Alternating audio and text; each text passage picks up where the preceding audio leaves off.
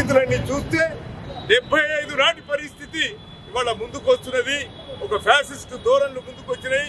ఈ 10 సంవత్సరాల్లో మోడీ ప్రభుత్వం ఆయన ఆర్థిక విధానాలు, రాజకీయ విధానాలు, అనేకమైనటువంటి ప్రజా వ్యతిరేక విధానాలు కూడా వాళ్ళ ముందుకు వచ్చాయి. పార్లమెంట్ ఎలక్షన్స్ ప్రకటించిన తర్వాత ప్రతిపక్షాల మీద ఏకపక్షంగా దాడి చేస్తున్నది.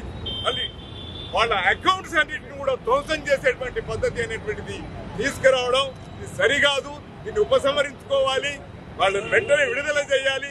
దాంతో పాటు ఒక ప్రజాస్వామిక వాతావరణం నెలకొల్పాల్సినటువంటి అవసరం ఉంది.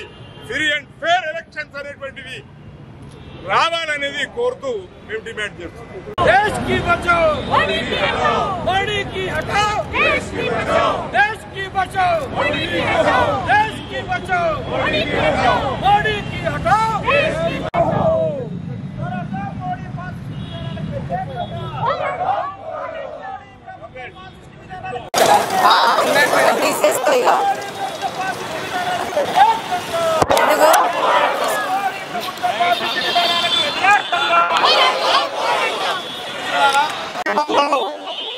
ఎలాంటి ఆధారాలు లేకుండా కూడా అరెస్ట్ పెట్టడం అనేది ఈ ప్రభుత్వంలో పెద్దలందరూ ఈ ఈడీని, ఈ ప్రభుత్వాన్ని, యంత్రాంగాన్ని ఉపయోగించుకొని ఈ ప్రజలను భయభ్రాంతులకు గురి చేసి మళ్ళా 3వసారి అధికారంలోకి వద్దామని నరేంద్ర మోడీ నిర్ణయించుకున్నాడు.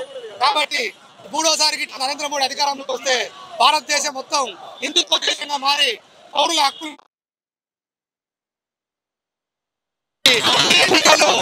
విధంగా బుద్ధి చెప్పి నరేంద్ర మోడీని ఓడించడానికి ప్రజలందరూ సమయత్నం కావాలని ఈ రోజు 10 వామపక్ష కమ్యూనిస్టు పార్టీలుగా తెలంగాణ రాష్ట్రంలో అక్రమ అరెస్టులను దేశ స్థాయిలో వాళ్ళను వెంబడే వారిపై ఉన్న సెక్షన్లన్నీ తీసేసి వెంటనే నరేంద్ర మోడీ ఇలాంటి నిర్ణయాలకు పాల్పడొద్దని మేము 10 వామపక్ష కమ్యూనిస్టు పార్టీలుగా ఈ ప్రభుత్వాన్ని డిమాండ్ చేస్తాం.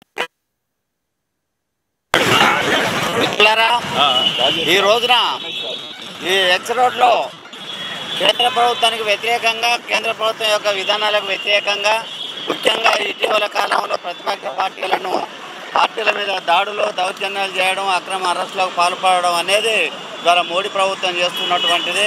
కాబట్టి రానున్నటువంటి ఎలక్షన్లలో మోడీ ప్రభుత్వాన్ని అట్లానే మోడీ మిత్రబృందం ఉన్నదో వాళ్ళను కూడా ఈ ఎన్నికలలో ఓడించాలని చెప్పి మన పార్టీ సిపిఎంఎల్ పార్టీ పిలిపివ్వడం కూడా జరుగుతూ ఉన్నది.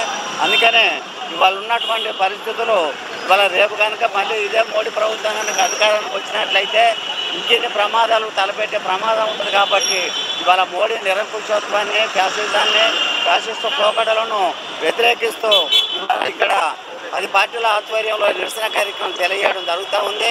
ఈ పోరాటం ఇంతటితో ఆగాదు, ఇంకా ముందుకు పోవాల్సినటువంటి అవసరం ఉందని చెప్పి తెలియజేస్తూ అందరికీ నాయకత్వంలో ఫాసిస్ట్ విధానాలను తీవ్రతరం చేస్తూ ఉన్నారు.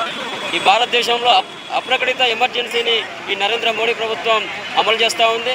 ప్రతిపక్ష పార్టీలను టార్గెట్ చేసి ఇండియా కూటమిని బలహీనపరచడంలో భాగంగానే ఈ కేజ్రీవాల్ లాంటి నాయకుల్ని అరెస్ట్ చేసి జైల్లో పెట్టేటువంటి ప్రయత్నం చేస్తున్నారు. వీటిని వామపక్ష పార్టీలుగా తీవ్రంగా ఖండిస్తూ ఉన్నాం. ఈ రానున్న 24 ఎన్నికల్లో వామపక్ష పార్టీలుగా దేశవ్యాప్తంగా ఈ మోడీ ప్రభుత్వాన్ని గద్దెదించేందుకు అందరం కలిసికట్టుగా ఐక్యంగా పనిచేస్తామని ఈ సందర్భంగా గుర్తు చేస్తాం.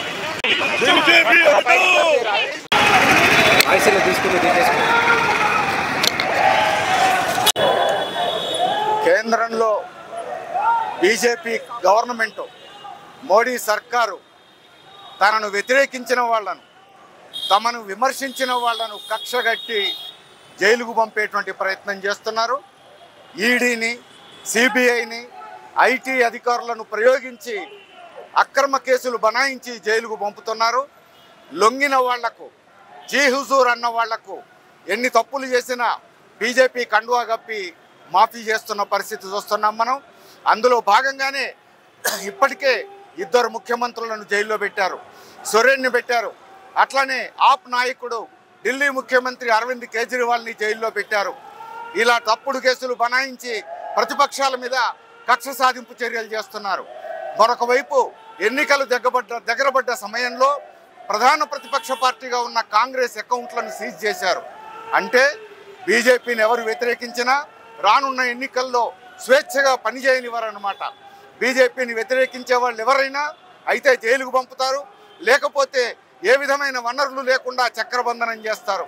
ఇలాంటి అప్రజాస్వామిక విధానాలకు వ్యతిరేకంగా దేశంలో ప్రజానీకం పోరాడడానికి సిద్ధంగా ఉన్నారు. తెలంగాణలో 10 వామపక్షాల ఆధ్వర్యంలో ఈరోజు రాష్ట్ర వ్యాప్తంగా అన్ని జిల్లా కేంద్రాల్లో నిరసన తెలియజేస్తున్నాం. రానున్న రోజుల్లో ఉద్యమాన్ని మరింత ఉధృతం చేసి ప్రజాస్వామ్యాన్ని, లౌకిక విలువల్ని కాపాడుకుంటాం, రాజ్యాంగాన్ని కాపాడుకుంటామని చెప్పేసి ప్రకటిస్తున్నాం. అరవింద్ కేజ్రీవాల్కి అరెస్ట్ చేసి ఏం సందేశం వాళ్ళు ఇస్తున్నారు? మోదీ గవర్నమెంట్ అంటే ఖబర్దార్, మీరు మనకి సాధరి ఇవ్వకపోతే మీకు ఇదే జైలు ఉంటుంది, లేకుంటే మీకు అరెస్ట్ ఉండడం జరుగుతుంది. ఎందుకంటే కొన్ని రోజుల ముందుగా మనం చూసాము, జార్ఖండ్ ముఖ్యమంత్రికి కూడా ఒక చిన్న కేసులో ఆయనకి జైలుకి పంపించడం జరిగింది. ఒకవైపు మనం చెప్పేది ఏంటంటే మదర్ ఆఫ్ డెమోక్రసీ, కానీ డెమోక్రసీ ఖూనీ చేసి ఇప్పుడు వాళ్ళు ఈ ముఖ్యమంత్రులకి ఇక్కడ జైల్లో పంపించడం ఇది చాలా అన్యాయమని, ఇంకా హేట్ క్రైమ్స్, ఇంకా అనేక విషయాలు మనం చూస్తున్నాము. ఇంకా పబ్లిక్ ఒక సింపుల్ క్వశ్చన్ అడుగుతుంది, why not even a single BJP MP BJP అధికారులకి జైలుకి పంపించలేదు? మొత్తం నీట్ అండ్ క్లీన్ ఉన్నారా? ఓన్లీ అపోజిషన్ లో గందరగోళం ఉందా? సో ఈ విషయంకి వాళ్ళు జవాబు ఇవ్వాలి.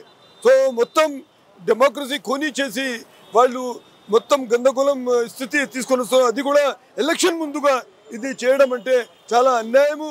సో పబ్లిక్ ఈజీగా వాళ్ళకి ఏం రిప్లై ఇవ్వాలి? ఇప్పుడు వచ్చే ఎలక్షన్లో మీరు చూస్తారు. ఎందుకంటే సింపతి వేవ్ ఎంత పెరిగింది అంటే మొత్తం ఆల్ ఓవర్ ఇండియా కేజ్రీవాల్ గురించి, ఇంకా హేమంత్ సోరెన్ గురించి చాలా అందరూ ప్రతి వాళ్ళు మాట్లాడుతున్నారు.